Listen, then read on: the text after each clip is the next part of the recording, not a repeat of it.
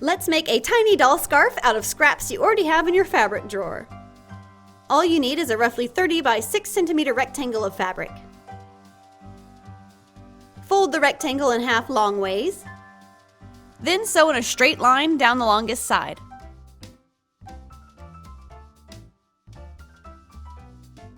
Turn that long tube right side out. A safety pin is useful in this situation.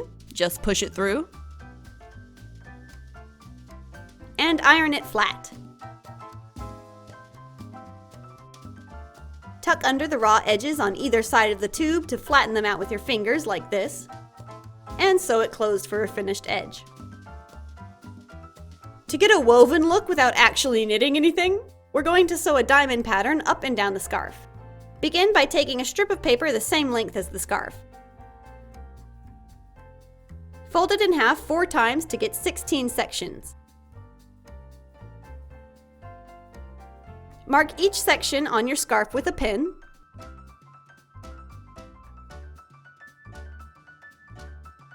Then take it back over to your sewing machine.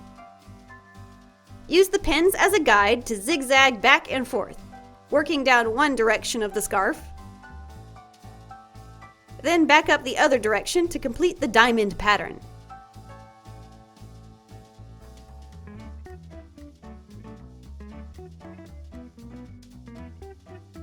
That looks good.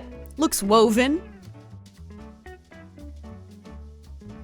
To make the fringe at the end of the scarf, cut tons of little snippets of floss about 4 centimeters long. Loop them one at a time around a longer piece of floss. Keep going until you match the width of the scarf's end. For me, it took 13 loops. Make 2 for each end, of course. Take a thread the same color as the floss, make a stitch, and feed the end of the fringe into position.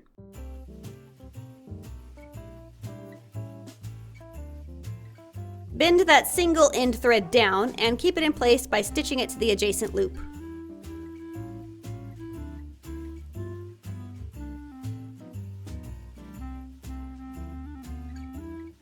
Then work your way down the strip, making a stitch in between each tied-on loop of floss.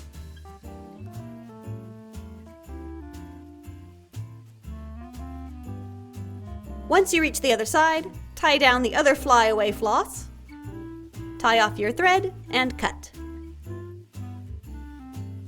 Trim the fringe for an even, clean edge. And that's the basic scarf. Jazz it up with embroidery, beads, or paint to further personalize the scarf. The solid green looks a bit boring, so I thought I'd add a Christmassy red pattern in between the stitching I made earlier. And how about an embroidered snowflake with a sparkly sequin? Cute! That's it! I used cotton fabric because that's the only green color I had, but in retrospect I do suggest using knit fabric or thin fleece instead. I've made this scarf once before for a previous Christmas doll, and I think it looks better in knit. It looks cozier and puffier.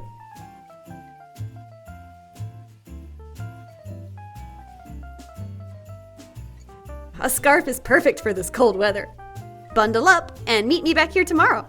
Annyeong!